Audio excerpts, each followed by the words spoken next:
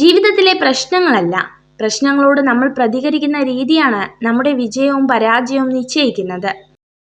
ഉള്ളവനിലേക്ക് നോക്കിയാൽ നിങ്ങൾക്ക് ഒരുപാട് നേടാനാകും, ഇല്ലാത്തവനിലേക്ക് നോക്കിയാൽ നിങ്ങൾ ഒരുപാട് നേടിയവനാകും.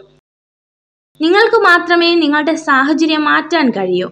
ഒന്നിനെയും ആരെയും കുറ്റപ്പെടുത്തരുത്. ജീവിതത്തിൽ ഏറ്റവും കൂടുതൽ തെറ്റുകളും പരാജയവും സംഭവിച്ചവരിൽ ഭൂരിഭാഗവും മറ്റുള്ളവരെ അന്ധമായി സ്നേഹിക്കുകയും അതിലുപരി വിശ്വസിക്കുകയും ചെയ്തവരാണ്. നിങ്ങൾ സഞ്ചരിച്ചു കൊണ്ടിരിക്കുന്ന ജീവിതപാത തടസ്സങ്ങളൊന്നുമില്ലാതെ വളരെ വ്യക്തമാണെങ്കിൽ ഒരുപക്ഷെ മറ്റാരൊക്കെയോ സഞ്ചരിച്ച അതേ ജീവിതപാത തന്നെ നിങ്ങളും പിന്തുടരുകയായിരിക്കാം. വാസ്തവത്തിൽ അസാധ്യമെന്ന ഒരു കാര്യവും ഇതുവരെ ലോകത്തുണ്ടായിട്ടില്ല എന്നുള്ളതാണ് പരമാർത്ഥം.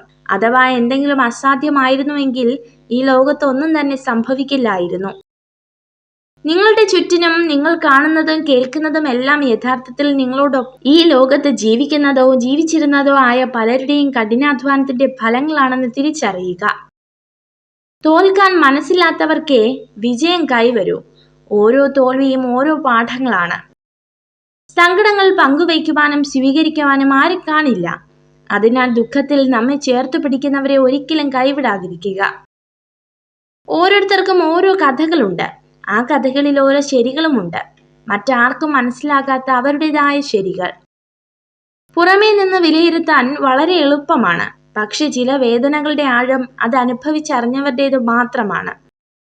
മൂഢന് എപ്പോഴും അയൽവാസി പറമ്പിലെ പുല്ല് പച്ചയായി തന്നെ തോന്നുന്നു. അവന്റെ ബാലിശ്യമായ ആഗ്രഹങ്ങൾ ഒരിക്കലും അവസാനിക്കുകയില്ല. ഏറ്റവും മികച്ച പോരാളികൾ ദേഷ്യപ്പെടാറില്ല. ശാന്തത പാലിക്കാനുള്ള കഴിവ് ആത്മബലത്തെ സൂചിപ്പിക്കുന്നു. ദേഷ്യം ചിന്താശക്തിയെയും സന്തോഷത്തെയും നശിപ്പിക്കുന്നു. ജീവിതം ചെറുതാണ്, സമയം പരിമിതമാണ്. അതിനാൽ ആളുകളെ സ്നേഹിക്കുക, മറ്റുള്ളവർക്കായി ജീവിക്കുക, ജീവിതം ആസ്വദിക്കുക. നിങ്ങൾ വിജയത്തെ പിന്തുടരുമ്പോൾ ക്ഷമയോടെ ഇരിക്കുക. വിജയത്തിന് കുറുക്കുവഴികളില്ല. ഓർക്കുക, ജീവിതത്തിൽ ചിലതൊക്കെ മറന്നു കളയണം, അല്ലെങ്കിൽ ജീവിക്കാൻ മറന്നുപോയെന്ന് വരും.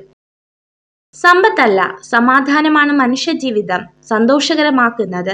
സ്നേഹവും കരുതലുമാണ് ഏറ്റവും വലിയ സമ്പത്ത്. പുരുഷനെ ചതിക്കാൻ തുടങ്ങുന്ന സ്ത്രീ ആദ്യം തന്നെ അയാളെ അവഗണിക്കും. ഒന്നുമില്ലെന്ന് തോന്നുമ്പോൾ കണ്ണാടിക്ക് മുന്നിൽ നിവർന്നെന്ന് ചോദിക്കുക, ഇതുവരെ എത്തിയത് എല്ലാം ഉണ്ടായിരുന്നിട്ടാണോ എന്ന്. നിങ്ങൾ ഈ വീഡിയോ കണ്ടതിന് നന്ദി. ഇതുപോലുള്ള കൂടുതൽ വീഡിയോകൾക്കായി ചാനൽ സബ്സ്ക്രൈബ് ചെയ്യൂ.